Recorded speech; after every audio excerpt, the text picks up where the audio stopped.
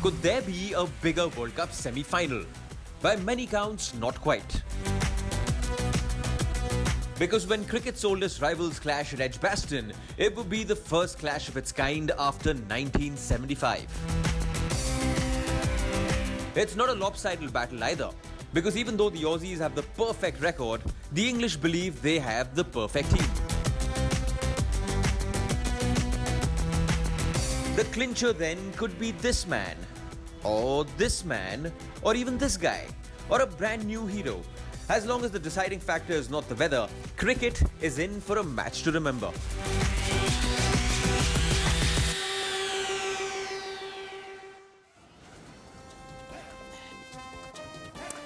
It's the #1 team in the world in the ODI format versus the most successful team in World Cup history. It's a contest that doesn't need any sort of drum rolls, shouting from the rooftop or any sort of gizmos, because the contest itself is so entertaining. It is the World Cup semi-final after all. It is the age-old rivalry, England versus Australia. Now, both teams are in a great position, just 2 steps away from lifting the most important trophy in cricket. We're building up to the semi-final there between Australia and England. A bit of a stutter there for Australia at that league stage, losing their final game versus South Africa. England, on the other hand, have been on a roll, winning their last 2 encounters in the group stages. One versus India, the other versus now the current finalist of World Cup 2019. I'm Nikhil Naz in company of Ajit, Agarkar and Dan Vettori. We've got a full house today. We'll have Murli, Karthik, Melinda Farrell and Graeme Swann joining us live from Edgbaston. Also, Brad Hodge joins us live from Australia. I'll start with you on this one, Ajit. All the number crunchers, whether they are the bookmakers or those analysts that work in cricket website, everyone's giving England a slight edge. But on paper, seems like a 50-50 contest. Where do you stand on this one? Yeah, I think they might be right. I think England might have a slight edge. Also, Australia had an extended break, didn't win their last game against South Africa, but Australia know how to win big games. Win big games in the World Cup. England might just start favourites. I don't think there's too much to pick between these 2 teams. England obviously will be a lot more confident because they had to win 2 games under pressure, which they did to qualify. Might be favourite, but only just. And they'll have to play very, very well to beat Australia. Okay, let's take a look at how the Australian team and the English team really match up. And we're taking a look at the records now. Let's take a look at Australia's record, enviable record that they have at World Cups. Now, they've played, 7 semi-finals already and haven't lost a single semi-final at that. The only one was a tied game. Surprise, surprise. That tied game was played in the very same ground where we'll have the game today. Also, just looking at how the performance has been between these 2 teams. The last time they played a semi-final at the World Cup was way back in 1975. That was the very first World Cup game, a game that England wouldn't want to remember because I believe they were 93 all out and lost that particular encounter. Dan, just looking at that particular stat, where do you stand on this one? What do you think is more advantageous? I mean, coming in with great form, the edge that England have, just over looking at how they've performed, or do you think the pedigree which Australia seem to have? Well, I think England will have a lot of confidence from those 2 games, and they have a lot of confidence in the way they play and the balance of their team. I think they've got an exceptionally well-balanced team. So that'll be on their side, but I think Australia will pull back into that history, and they've got Langer and Ponting in their coaching staff who are well-versed in success with Australia, and they've got a lot of players back from the 2015 victory. So, look, I think both teams are going to walk onto that field feeling very good about themselves, and they'll get there from different ways. England's form, Australia's form as well, but Australia's history will play a big part in it because they'll recall on it as much as they can. Brad, are you a believer in momentum, this word that is quite often used in cricket, and that momentum clearly is with England team right now, having won the last 2 encounters. Australia lost that, and also, just the last few encounters between these 2 teams, England seem to have the edge. Yeah, they seem to have some good momentum going into this game. But look, I wouldn't be too concerned about Australia's form against South Africa. They know that they'd qualified. They would have been worried or had some nervous energy about injuries, trying to nurse a few players through. So for me, it always came down to the finals, and Australia was always cemented, and now it's a 50-50 contest. As we saw last night, any team can win. You just got to be good on the day. But Australia have been pretty good throughout this tournament and been at the top of the table for good reason. All right, let's take a look at the strengths of both teams. And one thing that really stands out for both the English team and the Australian team is their openers. Both teams have got a great set of openers. They've been performing rather well. So it's also being built up as this battle of the openers. And this is how the numbers stack up.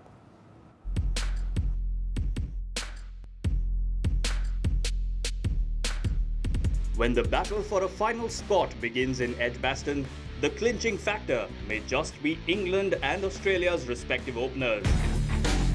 One team has the finest openers in the modern ODI game. The other pair has the most number of runs together in this tournament. No wonder then that both pairs have scored 3-century partnerships each and have led their sides to victory on each of the occasions. England seem a better team when they have Jason Roy. In the 3 games which Roy didn't play, their opening partnership of Vince and Bairstow averaged 15. Worthy to note, after Roy was back, England beat India and New Zealand. The reliance of Australia on their openers is bigger. The Aussies have gone on to lose more wickets in a bunch on occasions in which they lost an early wicket. It makes Finch and Warner stand a defining factor in the big semi-final. The onus then is also on the strike bowlers of both teams, Stark and Archer, because both the rivals know an early breakthrough could be 1 foot in the final door. All right, Roy and Bairstow on one side, and then you've got Warner and Finch on the other. What an exciting battle this one's going to be. Okay, let's now take you live to Edgbaston, and I can see Graeme Swann there looking like a true blue Englishman, wearing the blue jacket and the tie. Melinda Farrell on the outside, wearing the yellow, clearly supporting Australia. But Melinda, I'll only believe you're supporting the Australian team if you're barefoot right now and not wearing your shoes.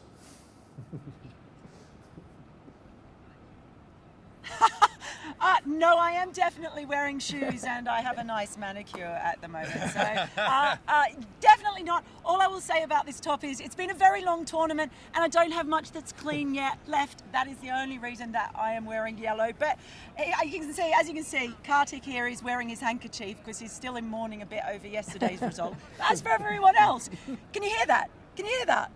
No, you can't. It's really, really quiet here. It's strangely quiet after being at so many Asian games. It was England, Australia. Anyways, it was going to be quiet. It's not India here. It's kind of strange, isn't it, Swanny? Well, it's true. I mean, when you play cricket in England, this is what an English player is used to. You're turning up, good morning, sir, very good luck. G'day, mate, here you go. Not the drums, not the party, not the carnival that we've seen from the Indian crowds, the Pakistani crowds, the Bangladeshi crowds. They've been brilliant. They've brought colour and a picture to this World Cup that's made the World Cup. But today, it's all about the old enemy. England in their beautiful navy blue against canary yellow Australia. And I know that Mel is actually one of ours now. She used to be Australian. She still sounds a bit Australian. But trust me, she is 100% English. I know that off camera. She's absolutely rooted for the English today.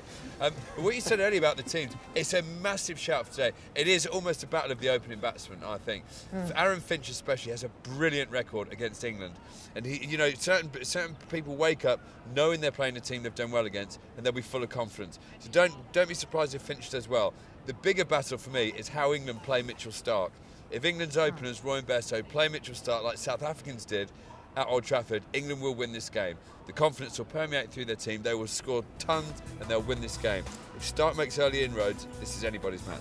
Oh, no, whackers fair. Suck of the sauce bottle there, Swanny. That's Australian stuff, by the way. Kartik, Swanny talks about Stark, but what about Behrendorff? I mean, last time these two sides played, Australia Open with the 2 left armers, and they did brilliantly. Behrendorff took 5 wickets. Surely they'll do that again, won't they? Yeah, he started it off. He absolutely, everybody was questioning when he played that game, but the way he came in and bowled, especially just rocked England. Stark obviously is the key, but on this surface, I don't know how effective Behrendorff will be because it looks like an absolute flat deck. Behrendorff, yes, will trouble, but can he be as good as Stark? That I'm not too sure about. Seriously, I think Pat Cummins would be a better bowler on this surface than Behrendorff. That's my gut feel. Well, Australia have, of course, had one change forced upon them, and that is because of the injury to Usman Khawaja. That means they bring straight into the squad. Pete Hanscom comes in. What do you think of that? I think it makes them a stronger team. if Pete Handscomb's in good nick and he's hitting it well, and I'm sure he has. I mean, they're not just going to throw him in a World Cup semi-final if he's batting with the blindfold on in the nets because he's not hit the ball for 6 weeks. I think that Usman Khawaja actually is such a test player, and he's had a good tournament. He scored some decent runs at a fairly good strike rate. But it's sort of the malaise that goes through the team with the sort of speed of batting. It starts at the top and it permeates through the team because of Usman Khawaja. Peter Handscomb's a very, very good one-day player and scores at a very good rate and is a very good finisher, batting second. England will have a more formidable opponent because of Peter Handscomb, I think. And also one more thing which happens is that what everybody's been calling for, Steve Smith comes at number 3 then. So that's something which you want to see, because Steve Smith, yes, he's recovering from his elbow injury. He can play the shots once he's set. So in at number 4, after the way Khawaja bats or whatever Khawaja does, you want to carry forward what Finch and Warner do. So Smith at number 3 is the best thing that could have happened for India, possibly through this injury. And Swann is dead right. Peter Handscomb does play spin well as well. So if you've got somebody like Adil Rashid, and if Moeen Ali plays, somebody who can nurdle them, get those singles, and people around him can bat. People like Maxwell can bat. People, if Steve Smith is batting with him, they'll be brilliant. It'll be a great foil to the way Australia will go about. So it's a great inclusion in place of Usman Khawaja. I mean, England have been talking a lot about being back to where they were now after their blip and back to playing what they are. Do you think they're as confident as they were going into this World Cup? Do you think that they're in a good place now going into this semi-final? I think they're in a much better place than they ever were. Going into this World Cup, there's a lot of hype, a lot of talk, and I think they believed it themselves that they were the favourites and they were this confident team. But they just had a couple of jitters, and when Jason Roy didn't play, you saw them questioning themselves, questioning how confident, how good they were. As soon as Jason Roy came back here at Edgbaston against India, he played a cover drive early on, and the whole team just relaxed, and ever since have played with confidence and vigour and verve that is unmatched in world cricket. Yeah. So I think the fact that they lost to Australia at Lords will probably work in their favour. Australia will be confident because of that, but they're going to come up against a completely different animal today, I believe. Yeah, are you feeling that way too, Kartik? Yeah, absolutely, and you can look at the numbers, and I saw these numbers. I know Swann would have them more. 2,000 runs in some 20 odd innings or something like that in the last 2 years, and they've been invaluable to the way England bats. And it seems as if they get the better of each other, just like Shikhar Dhawan and Rohit Sharma seem to have this ideal understanding between themselves. I feel Johnny Bairstow and Jason Roy have the two J's are really good in the way they play. So yeah, absolutely. But we know that what an in-swinging delivery can do. Yeah. We've seen that happen. If Mitchell Starc gets one to rip in, or Pat Cummins gets one to nip back, it'll be interesting.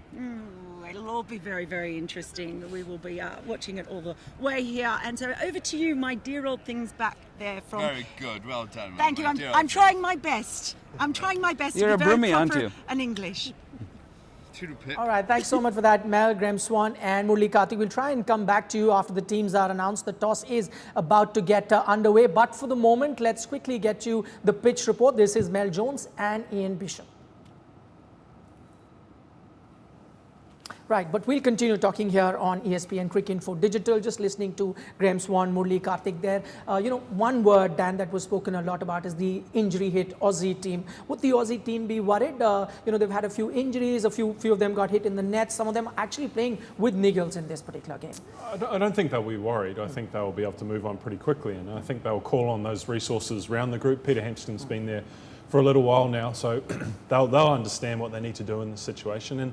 And in these games, it comes down to your big players. And like Swanee said, it's the openers. So Warner and Finch are going to look to stand up for them and continue their form. Alex Carey, who no one's spoken about yet, has been amazing during this tournament, and obviously their opening bowlers. So those other players are almost complementary. They'll expect those big performances from those big players, and so the injuries I don't think will affect them at all. Brad, I know that you're sitting miles away from Edgbaston at the moment, but you want to take an educated guess how this pitch is going to behave, especially with England playing? Oh, look, I think the surface will be pretty good, actually. Australia are well placed to do well in this game, so it's hard to tell all the way over from here, but – you'd imagine it's a pretty good surface for both teams to put on a good show. Right, but we'll continue talking here on ESPN Cricinfo Digital, just listening to Graeme, Swann, Murli, Kartik there. One word, Dan, that was spoken a lot about is the injury-hit Aussie team. Would the Aussie team be worried? All right, we'll have to just wait and watch how this particular track behaves there in Edgbaston. And remember, the limited games that we've seen on this ground during this World Cup has been very high-scoring encounters that we've seen. Also, as far as the English team is concerned, they will be wary of chasing, as we've seen in the record, that the 3 games that they've lost have all come while they were chasing a total. So not something that will give them a lot of confidence going into this particular encounter. Okay, that was the pitch report there with Ian Bishop, Melinda Farrell, and as expected there, it is going to be a very, very high-scoring encounter. We'll have to take a short break on the show at the moment, but plenty coming your way on the other side.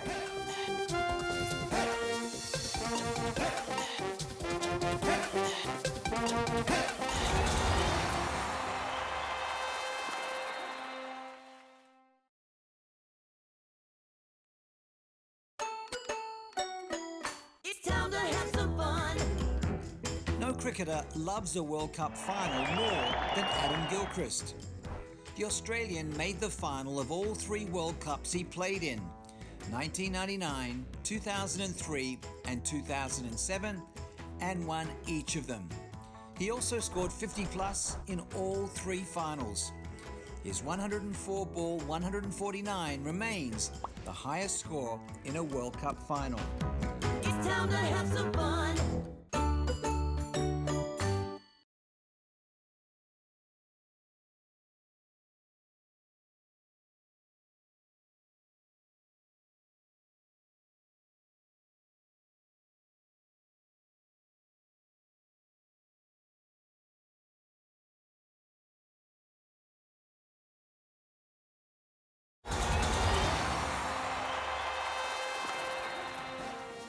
Welcome back to ESPN Cricinfo Matchday. Building up to that second semi-final age-old rivalry between England and Australia. Let's now quickly take you to Edgbaston for the toss with the 2 captains. All right, meanwhile, we'll just talk about the English team. They haven't had a smooth sailing, had a bit of a stutter there in the middle, losing a few encounters, which is why they had must-win games right at the end. So what are the lessons that the English team has learned from that? Let's take a look. Here's an alarming fact for a team that started off as World Cup favourites. Out of the 4 chases in the league stage, England managed to win just 1. And that's not all, we spotted some common traits in all 3 of their losses, which England would want to learn from before the semi-final. 1. Early wickets. In games against Pakistan, Sri Lanka and Australia, England lost 3 or 4 early wickets. The common casualties were Bairstow, Morgan and James Wince. Now with Roy back, England would hope for a turnaround in fortunes. 2. The captain's batting failure. Morgan scored a total of 34 runs in 3 innings, being dismissed at a vital juncture each time. 3. Lower order failures. For the batting battalion that England is, their lower order has failed to contribute under pressure in tough chases. In fact, their lower order's capitulation of 5 for 22 led for their infamous defeat to Sri Lanka. And finally, of the 28 wickets that they lost in the 3 chases, 16 were to left-arm fast bowlers. What Australia will be happy about is that 9 out of those 16 were lost to Stark and Behrendorff. Whether Morgan and his side takes these as failures or lessons, only their big knockout match against Australia will tell. Some of those lessons that the English team has learned, one of the problem areas for them has been chasing, as we're talking about. But at Edgbaston, the good thing is the first 2 games that were played, the team that was batting second did manage to win the game. So that is something that England will look at. Okay, that was the toss there with Ian Bishop, and the latest that we've got from Edgbaston. Australia have won the toss, and no surprise there, they've decided to bat first. We'll also have the playing 11 first up, but then Ajit, this was a no-brainer. This is a trend that we've seen during the World Cup, and just put pressure, especially in a knockout game. Yeah, big game. You want to try and put runs on the board. Throughout the World Cup, we've seen numbers. We saw what happened to India last night under pressure, even chasing a smallish total. There's always a little bit of pressure if you lose wicket. But with this England batting lineup, if they bat well, they can chase down anything. I feel that's the difference between the Australian and the English team at the moment. Australia relies so heavily on their top 2 especially, as well as carries played down the order and there's Steve Smith. England, they of course depend on Jason Roy and Bairstow, but they still have a bit more with their batting than Australia, and that's why I feel England at this point looks stronger, but it's a big toss to win. All right, we've also getting to hear that the pitch is going to stay pretty even there right till the end. So even if you've got the English team chasing, shouldn't be much of a problem. That's the playing 11 for Australia. Then one change for them. Khwaja, of course, ruled out of the tournament. So they've got Peter Handscomb in, and this is something that the coach had confirmed even on the eve of the game. So as expected, he's there. Coming to you, Brad, where would you back then Handscomb? Does he stay at number 3 and Smith at 4, or do you change that around? No, change it around. Steve Smith's a quality player and he's done well. His numbers at number 3 are exceptional. I think the average is around 50 compared to sort of mid-30s at number 4. And look, before this tournament started, Peter Handscomb batted at 4 against India in that series and performed amazingly well. So he's a great player of spin, enables to rotate the strike, which is an important part or the aspect of batting at number 4. A little bit of concern about our middle order, as pointed out. Maxwell and Storners haven't really fired, but Alex Carey's sort of hung out there and done a pretty good job. But yeah, I think Handscomb actually adds a little bit of skill against this pretty good. Well, Rashid is a good bowler, so yeah, Adil Rashid takes wickets in the middle, so yeah, that might nullify that effect with Handscomb there. Okay, you're talking about that Australian middle order really not firing for the team. Could there be a discussion around someone like Matthew Wade? He's in the team as a backup, but could have been open for selection. Maybe someone like Glenn Maxwell, who's not really been firing in this World Cup. Would you have been tempted to bring a Wade in? Yeah, there was a lot of media actually around Matthew Wade, but look, I don't think you can make household changes this deep into a tournament. It's a big game. You've got to back the players in which you've trusted before. Matthew's only sort of come in through injury, and let's be fair, he's been whacking around a second-rate Derbyshire attack, I believe. So it's a bit different than facing Jofra Archer and co. For me, you've got to trust those guys to do their job. They were the first ones selected. And, you know, they've got plenty of coaching staff in there to be able to get their headspace right to be able to perform on this big stage. All right, let's quickly take a look at the English playing 11. And no change for them as you'd expected, because it's working really well for them. Won those 2 crucial games versus India and New Zealand. So they've gone in with a Plunkett, no place there for Moeen Ali. That was the only topic of discussion. Mel, I'll come to you. Fair to assume that this probably is the first and the only time that Swanee wouldn't be unhappy that there's no Moeen Ali in the playing 11. Oh, I don't know. I don't know about that. How do you feel? One thing I will say and point out before that too is that the wicket for this is central. There's no short boundary like there was here last time, and that was part of the reason sort of given to protect the spinners when teams weren't playing the second spinner, wasn't it? It was. Look, I'd still rather Moeen Ali was in the team. I think a team are a lot better in one-day cricket if they have 2 spinners working in conjunction, working as a pair. However, the way that the England team have played in their last 2 games, the confidence that they've got and the belief in the 11 that played, I think it's right that they've gone in with the same 11. Especially now they're bowling first. Because if you're bowling second, 2 spinners are a massive help, because the pitches do get tired and they do turn later on in the day. I think this wicket will stay fairly similar throughout the whole game. I think it's one of the first tosses that it doesn't matter so much if you lose. England would still prefer to be batting first, no matter what Owen Morgan says. But I don't think they'll be that bothered. I've got this feeling, right, I'm going to give it away, a gut feeling, that Josh Buttler is coming to town today. He's going to get a magnificent 80-odd chasing. Everyone will think Australia are out of sight. You mark my words. I think he's put the markers on everyone.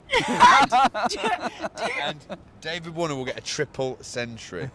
Of course, that gut feeling could just be that he's had a dodgy bacon butty for breakfast. But how do you feel? Do you have any gut feelings about this? And what do you feel, Kartik, about the toss? We have seen it play a big part in giving one side an advantage. Yeah, seriously, that's exactly what you feel, because coming into the game, I thought that England are favourites, but has toss evened it up, because Australia haven't looked the team they did at the start of the tournament. Couple of things during the South African loss did open a few chinks in their team, and especially today I thought that England are the stronger side, but this toss I feel has evened things up. Oh, look, you talk about not having Mo, but one player I guess to highlight his place is Liam Plunkett and just how valuable he's been in that middle overs. He's really done an incredible job in this World Cup, hasn't he, since he came in? Well, he has the last 2 years. His record at taking wickets, that's the most important thing. It's not just about economy rates. You always want a bowler as a captain who can come on and get you a wicket. And Liam Plunkett's record, even when he bowls tripe, because sometimes he does bowl tripe, and he's not as fast as Wood, he's not as fast as Archer, but he tries to be because he used to be. And he can bowl long hops. He's just got a knack. And bowlers with a knack of picking up wickets are gold dust to their skippers. And like you say, does it in the middle overs. And his record since coming back in, the team looks more comfortable with him in it. He's a big friendly giant, not to the batsman, but he's a big friendly giant around the camp. He's very popular within the team. They just look happy. They look a much happier unit now than they did when my selection of Mo and Adil Rashid bowling together was coming in. But when I'm England coach in a couple of years' time, things will change. And Mo, you'll be back. Well, I mean, so if you were saying yesterday, big one for Martin Guptill. Martin Guptill did, actually. He won the game for New Zealand. Martin Guptill, man of the match. So, at the end, can you see that coming down to that? So today? basically, you're saying that Joss Butler will be brilliant behind the stumps today. If he's got a gut feeling and it's not a dodgy bacon butty. Now look, Joss is a brilliant player and you just want him. There have been questions about why Joss is batting after Ben Stokes, but Ben Stokes has batted well. You can justify that, and I completely agree with Swanny with regards to the team. Because if Moeen Ali was playing those two games and England would have won, I don't think they would have changed. I still prefer Moeen and Adil Rashid bowling together, possibly in place of Mark Wood, because Plunkett is going to get you wickets. Jofra Archer and Vokes do a great job for you. But the fact that they have won games, you don't want to change that. Well, there you go. That's the view from here. It's still very, very quiet, so I reckon we're going to party our way back and make some. Actually, does it have a cup of tea? Does it feel like a semi-final over here? It feels like mid-June county championship day 3. Let's go. All right, We're well, going I to go can- get a cup of tea for sure. Yeah, A just nice blame one. the Indian fans for that. Just blame the Indian fans for that. They bought all the tickets for that second semi-final. Of course, India did make it. That means I'm already reading a few reports. You might just see some empty seats there in this particular second semi-final. And this is when the home team is playing. Quick word, Brad, from you, because you're looking at the Australian playing 11. Would you be slightly worried with regards to Marcus Stoinis? I know he would have been past fit before, picking him in the 11. But for someone who got, 2 side strains in the weeks leading up to this World Cup, he could just be a bit susceptible there, especially while he's bowling. Would you be a bit worried? I am certainly worried about Marcus Stoinis, not only with his bowling, it does sort of destabilise our unit if he doesn't bowl at tough periods as well. So he sort of needs to stand up. I don't think Australia would have played him if he wasn't 100% fit, but for me, there's other areas in Marcus's game which needs to stand up. His batting really hasn't fired at all. And he needs to get his bowling up and running for Australia to do well today. England have got a really good batting lineup and he needs to contribute. And if you've got any hint of a side strain, you're really not going to be 100%. You're going to be reserved. And if you're reserved against a good quality side, you'll get punished. So there is huge concern for Marcus Stoinis there. And look, we may see Glenn Maxwell turn his arm over for a few overs today, no doubt. Yes, Glenn Maxwell has been doing that, but then Australian fans would be hoping that Marcus Stoinis can get through his overs, but that's a discussion we'll also have in the mid-show. For the moment, let's just concentrate on the Australian batsmen, especially the openers. We'll talk about David Warner. Now, he's got some great form here in this World Cup, getting plenty of runs there for Australia, and this is most runs for an Australian opener in a Cricket World Cup. In fact, all batsmen there, so you've got Matty Hayden right on top, and David Warner is closing in, not too far behind. For all you know, he could just go past Matty Hayden in this particular match. Just looking at that, Ajit, that previous game, everyone's going to be talking about that league game that these two teams played. Initially, they were a bit iffy, the Australian openers, but also the conditions were helping the English bowlers. This time, doesn't seem like the conditions might be helping those fast bowlers. So it could be easier for the openers then. Yeah, there was something in the pitch that day at Lord's, and I don't think England bowled that well to start. I think they were a little bit short or too full. Didn't hit good lengths, and Warner and Finch made them pay, even though at the start it was a little bit uncomfortable. Because we saw later on, the other batsmen found it a little bit difficult, and when Australia bowled, it was a lot more difficult for the English batsmen, especially with the new ball. I don't think England would want to make that mistake on an even better surface.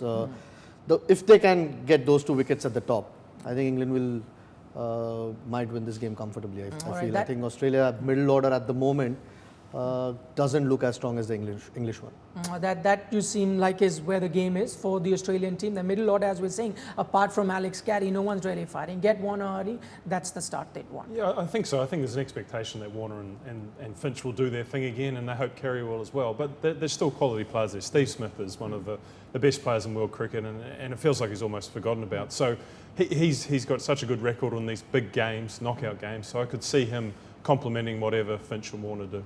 Okay, we'll just have to wait and watch how the Australian batsmen perform. But we keep talking about David Warner, but it was actually Aaron Finch who got that 100 in that league game versus England, and that is how they won. That's all that we have for you on this show. Thanks so much for joining. Okay, but on ESPN Cricinfo Digital, we have plenty of time. Let's talk about, because we were talking about David Warner, Ajit, would you be tempted then to go with an Adil Rashid? If there is one weakness there, it is against the spinners. But the downside there is England haven't used Adil at all in the power play in this tournament.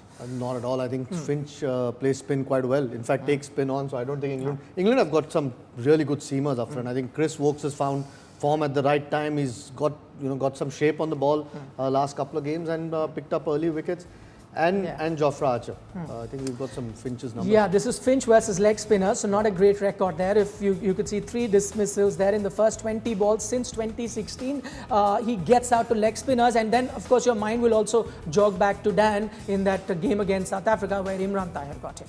Yeah, and I think it's more that Tahir's used to bowling with a new ball. I can't recall Adil Rashid bowling with a new ball, and even in the power play. And I think England are set up, like Ajit says, to bowl Woakes and Archer, everyone, and they've bowled exceptionally well. So I don't think they'll go too far away from that. It could be a case of the 11th over we see Adil Rashid come in, but I'd be very surprised if he came in any earlier. Even with those numbers, Finch and Warner will be aggressive to him, and he likes to settle, he likes the fields back. So I think the power play is just a bit too much to ask him in this situation. Okay, interesting that you talk about, we're talking about leg spinners doing rather well, but sometimes you've got to see the opposition. Imran Tahir playing for South Africa, and now you'll have Adil Rashid playing for England, a team against whom Aaron Finch loves to get run. There you see in the 26 matches overall, he averages what, 52, and in Cricket World Cup, look at that average, 117. So it's clearly, Ajit, a team he loves playing against. I'm guessing that average gone up also because to that 100 that he got in the league match. Yeah, I mean, Swann said that earlier. Those are phenomenal numbers. I think we keep talking about how good a form Warner's in, and that 100 against South Africa, which almost took Australia home. But I think England will be equally worried about getting Finch out, because those numbers are special. There are some teams you just enjoy playing against, and even though there's some different bowlers in this English lineup, those numbers are exceptional.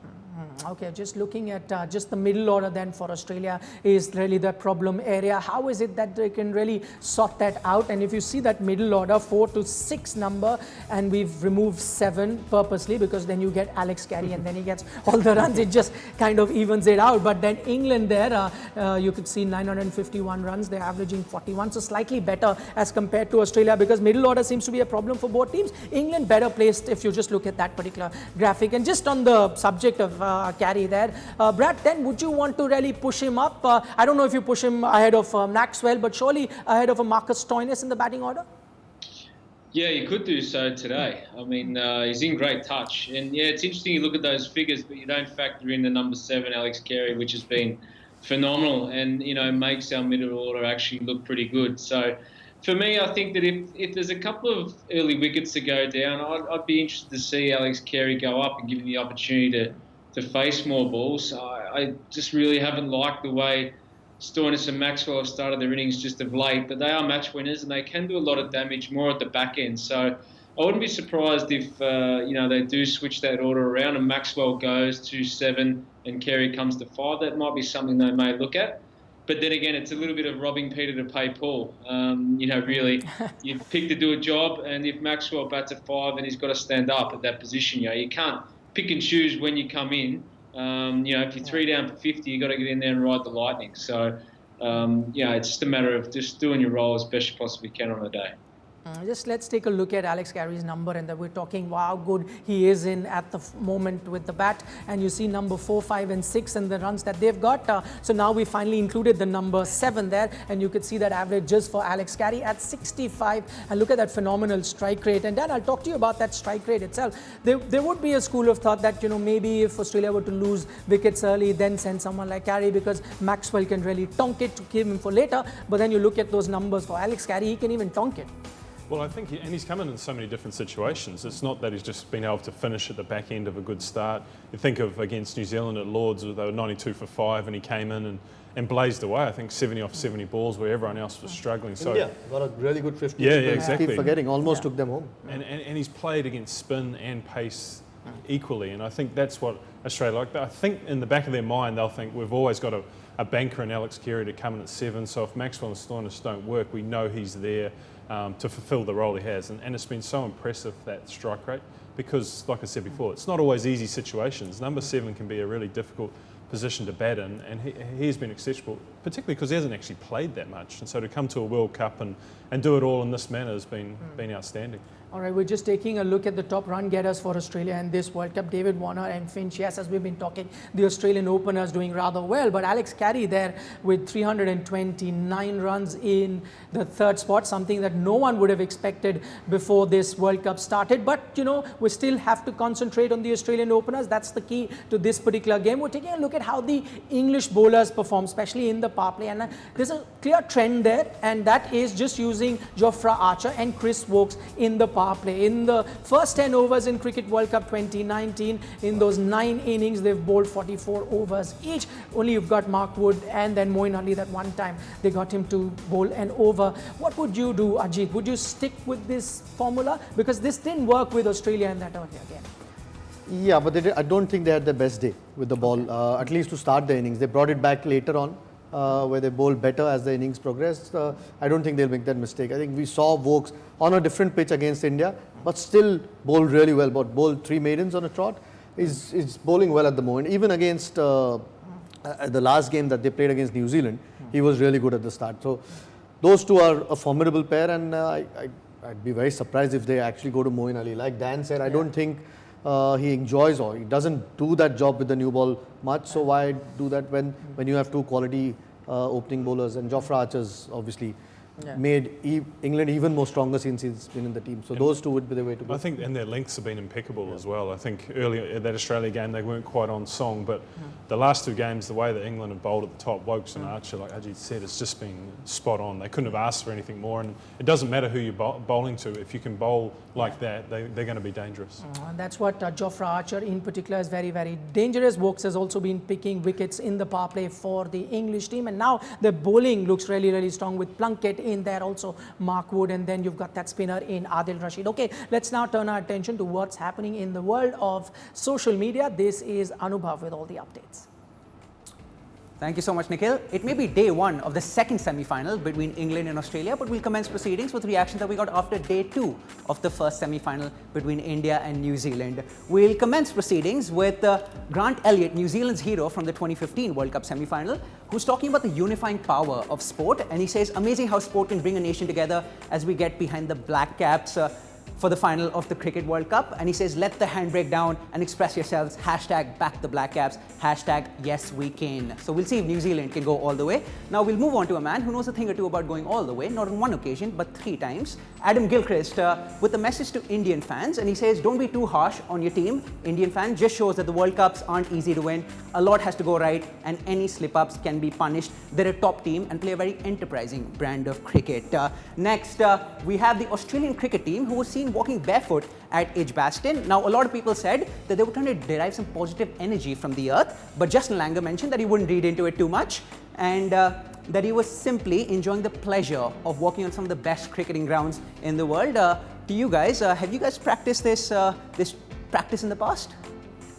Dan does it all the time. I've got no shoes on now, so I don't know if that counts. He's No, a pro I at haven't partaken in what Justin Langer's got going on there. And speaking of relaxing, we've got Aaron Finch, who told us yesterday that he planned on going to watch a movie with his wife. So the sacrifices that Aaron Finch has had to make ever since his wife had joined him at the World Cup continue. First, golf making way for shopping, and now golf making way for the movies. And we've got Kevin Peterson up next, who doesn't know how to relax, especially on social media. Here's Kevin Peterson. Reacting in a very bombastic manner to a bombastic headline in the Daily Mirror with Owen Morgan's picture next to it, which read, "We'll shut you up, KP." And Kevin Peterson saying, "Shut me up. I've been one of England's most vocal supporters throughout this World Cup. I did notice a weakness in Morgan's batting, and I mentioned it as a pundit. Can't just be all praise all the time."